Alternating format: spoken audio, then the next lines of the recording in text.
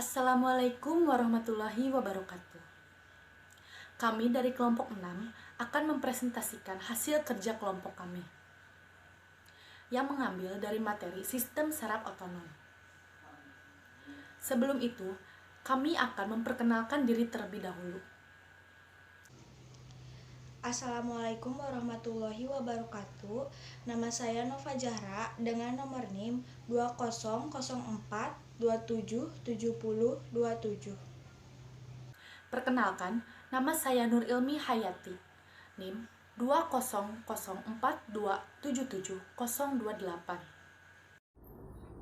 Perkenalkan, nama saya Rima Sofianisa dengan nomor NIM 2004277030.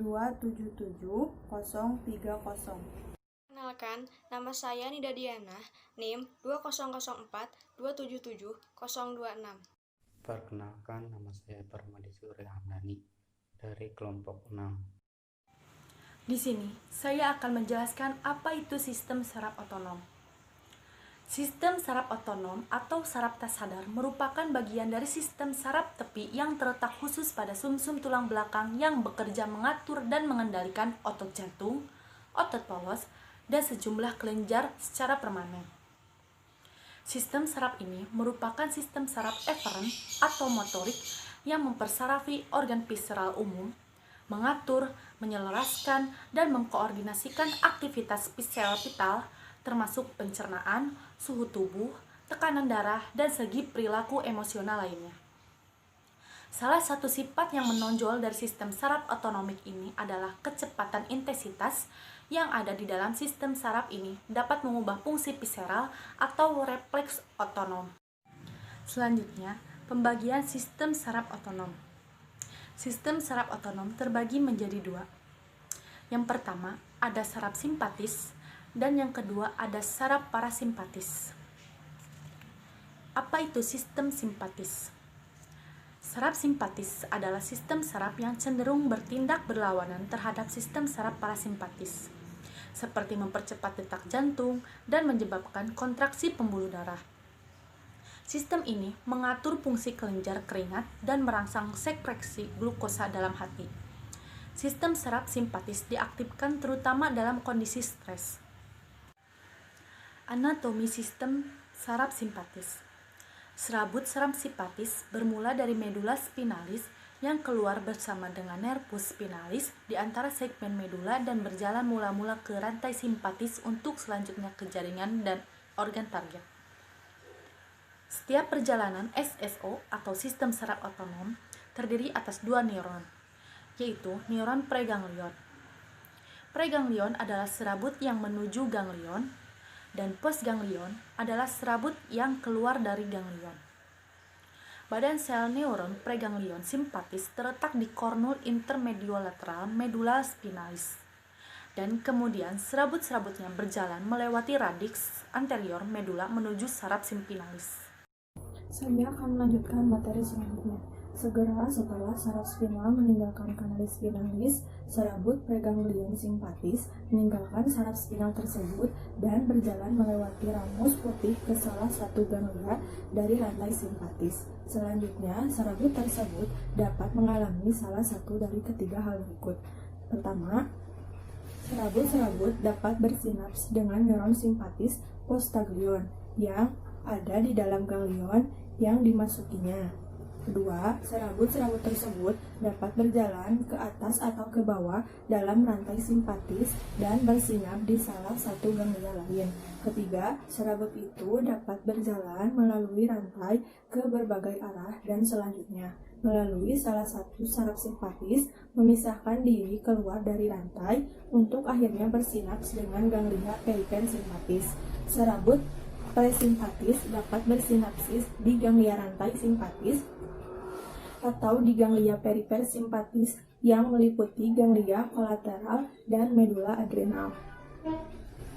Ganglia kolateral. Ganglia kolateral membawa perintah motorik ke viscera abdominopelvic. Serabut preganglion yang menginervasi ganglia kolateral keluar dari saraf spalknik yang berjalan di dinding dorsal kavitas abdominal. Meskipun ganglia kolateral merupakan ganglia yang terpisah, yaitu ganglia kolateral kiri dan kanan, keduanya biasanya berfungsi bersama terutama pada organ dewasa. Saraf Spalknik menginervasi 3 ganglia kolateral, serabut preganglion, 7 segmen thoracalis inferior, berakhir di ganglion celiac atau ganglion mesenterik superior, sedangkan pada ganglion mesenterik inferior berasal dari segmen lubalis. Ketiga ganglia tersebut dinamai berdasarkan hubungannya dengan arteri terdekat. Serabut postaglion, ganglion celiac akan menginervasi lambung, hati, kantung empedu, pankreas, dan yen. Ganglion mesenterik superior menginervasi usus halus dan 2/3 proksimal usus besar. Sedangkan ganglion mesenterik inferior menginervasi porsio terminal usus besar, ginjal, dan kandung kemih serta organ seks. Medula adrenal. Serabut preganglion memasuki kelenjar adrenal berjalan ke pusatnya. Medula adrenal adalah ganglion simpatis yang bermodifikasi di mana serabut preganglion bersinaps pada sel messengers ke dalam aliran darah. Sel neuroendokrin medula adrenal mensekresikan katekolamin, yaitu 80% neurotransmitter epinefrin yang dibentuk dari neuropinefrin dan 20% Ne itu sendiri. Katekolamin tersebut disimpan dalam badan kromafin medula adrenal. Aliran darah kemudian membawa neurotransmitter ke seluruh tubuh, menyebabkan perubahan aktivitas metabolisme yang luas pada sel-sel di tubuh. Efek tersebut menyerupai stimulasi yang dihasilkan oleh inervasi langsung oleh serabut postaglion simpatis. Namun, terdapat perbedaan simulasi oleh medula spinalis dibandingkan dengan serabut postaglion, yaitu 1. Sel tidak diinervasikan oleh serabut postaglion simpatis. 2. Efeknya berakhir lebih lama dibandingkan yang dihasilkan oleh inervasi simpatis langsung, karena hormon tetap lanjut berdifusi keluar aliran darah untuk periode yang lama dan eliminasi neurotransmitter yang lebih lama pula. Aktivitas simpatis. Sistem saraf motorik terbagi atas sistem otonom dan somatik. Sistem saraf otonom atau SSO sesuai dengan namanya bersifat otonom independen, di mana aktivitas tidak di bawah kontrol kesadaran secara langsung. Aktivitas SSO secara prinsip terjadi di pusat, hipotalamus, batang otak, dan spinalis. Impuls akan diteruskan melalui sistem simpatis dan parasimpatis. Sistem simpatis dan parasimpatis biasanya bekerja secara antagonis. Pemahaman tentang anatomi dan fisiologi dari SSO sangat berguna untuk memperkirakan efek farmakologi obat yang bekerja pada sistem saraf otonom tersebut. Dengan menggunakan obat-obat yang mirip atau menghambat kerja transmitter kimia, kita dapat memilih dan mempengaruhi fungsi otonom. Fungsi saraf simpatis. Yang pertama yaitu mempercepat denyut jantung. Yang kedua, mempersempit diameter pembuluh darah. Yang ketiga, memperlambat proses pencernaan. Yang keempat, memperkecil bronkus. Yang kelima, menurunkan tekanan darah. Yang keenam, memperlambat gerak peristalsis. Yang ketujuh, memperlebar pupil. Yang kedelapan, menghambat sekresi empedu. Yang kesembilan, menurunkan sekresi ludah. Yang kesepuluh, meningkatkan sekresi adrenalin. Saraf parasimpatis. Sistem saraf parasimpatis ini merupakan bagian dari sistem saraf otonom yang mengontrol organ-organ tubuh dalam keadaan istirahat. Ia aktif sepanjang waktu dan meningkatkan kehidupan dengan mengatur fungsi-fungsi vital tubuh, walaupun orang tersebut sadar tentang semua proses ini. Saraf parasimpatis. Sistem saraf parasimpatis memiliki badan sel neuron preganglion di batang otak dan segmen sakralis medula spinalis. Sistem saraf parasimpatis juga merupakan subdivisi dari sistem saraf tepi. Seperti subdivisi lain dari sistem saraf tepi, itu juga terdiri dari serabut saraf yang mengarah ke atau berasal dari otak dan sumsum tulang belakang. Ia juga memiliki sel-sel saraf yang terletak di ganglia. Serabut preganglion parasimpatis memiliki ukuran yang sangat panjang, sedangkan serabut postganglionnya pendek. Hal ini disebabkan oleh karena ganglia pada sistem saraf simpatis terdapat di dalam atau dekat dengan organ target. Neurotransmitter adalah bahan kimia endogen yang mengirimkan sinyal dari neuron ke sel di target sinaps. Neurotransmitter yang dikemas vesikel sinaptik berkerumun di bawah membran di sisi perisnaptik sinaps dan dilepaskan ke dalam celah sinaptik, di mana mereka mengikat pada reseptor di membran pada sisi postsinaptik dari sinaps. Neurotransmitter merupakan zat kimia yang disintesis dalam neuron dan disimpan dalam gelembung sinaptik pada ujung akson. Zat kimia ini dilepaskan dalam akson terminal melalui eksositosis dan juga direabsorpsi untuk didaur ulang. Neurotransmitter merupakan cara komunikasi antar neuron. Zat-zat kimia ini menyebabkan perubahan permeabilitas sel neuron, sehingga neuron menjadi lebih kurang dapat menyalurkan impuls, tergantung dari neuron dan transmitter tersebut. Neurotransmitter merupakan senyawa kimia pembawa pesan yang meneruskan informasi elektrik dari sebuah neuron ke neutron lain atau sel efektor. Sifat neurotransmitter adalah sebagai berikut. Yang pertama, disintetis di neuron presinaps. Yang kedua, disimpan di vesikel dalam neuron persinaps. Yang ketiga, dilepaskan dari neuron di bawah kondisi fisiologis. Yang keempat, segera dipindahkan dari sinaps melalui uptake atau degradasi. Yang kelima, berkaitan dengan reseptor menghasilkan respon biologis. Cara kerja neurotransmitter ada 7. Yang pertama, neurotransmitter disintesis di perkusor dengan katalis enzim.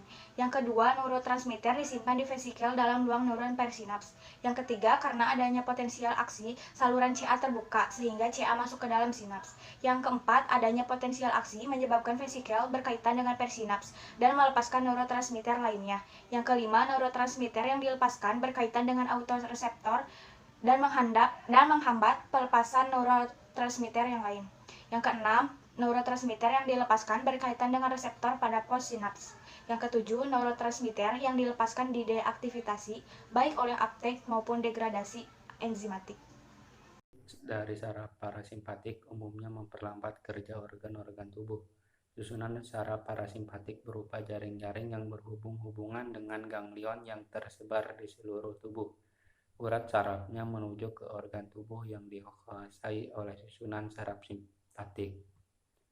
Fungsi saraf simpatik yang ke-1 menghambat denyut jantung, yang kedua memperlebar diameter pembuluh darah, ketiga mempercepat proses pencernaan, keempat memperlebar bronkus, kelima menaikkan tekanan darah, yang keenam mempercepat gerak peristaltis, yang ketujuh mempersempit pupil, yang kedelapan mempercepat sekresi empedu, yang kesembilan menaikkan sekresi ludah, yang kesepuluh menurunkan sekresi adrenalin.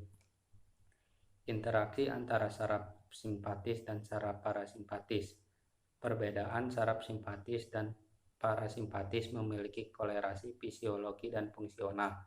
Sistem saraf simpatis memiliki pengaruh yang luas di seluruh tubuh, sedangkan parasimpatis hanya menginervasi struktur visceral yang dilayani oleh nervus cranialis atau yang berada di kavitas abdominopelvic. Meskipun beberapa organ hanya dilayani oleh satu divisi SSO saja, kebanyakan organ mendapatkan inervasi dwirangkap, yaitu menerima instruksi dari simpatis dan parasimpatis. Selain itu, seperti yang sudah dijelaskan sebelumnya, bahwa koordinasi antara sistem saraf simpatis dan parasimpatis juga terjadi dengan adanya reseptor A2 pada divisi parasimpatik. Saat divisi parasimpatik aktif, NE dilepaskan oleh stimulasi simpatis, kemudian mengikat sambungan neuromuskular dengan neuroglandular parasimpatik sehingga menghambat aktivitasnya. Sekian dari kami, yaitu kelompok 6. Mohon maaf bila ada kesalahan. Wabillahi taufik wal hidayah. Assalamualaikum warahmatullahi wabarakatuh.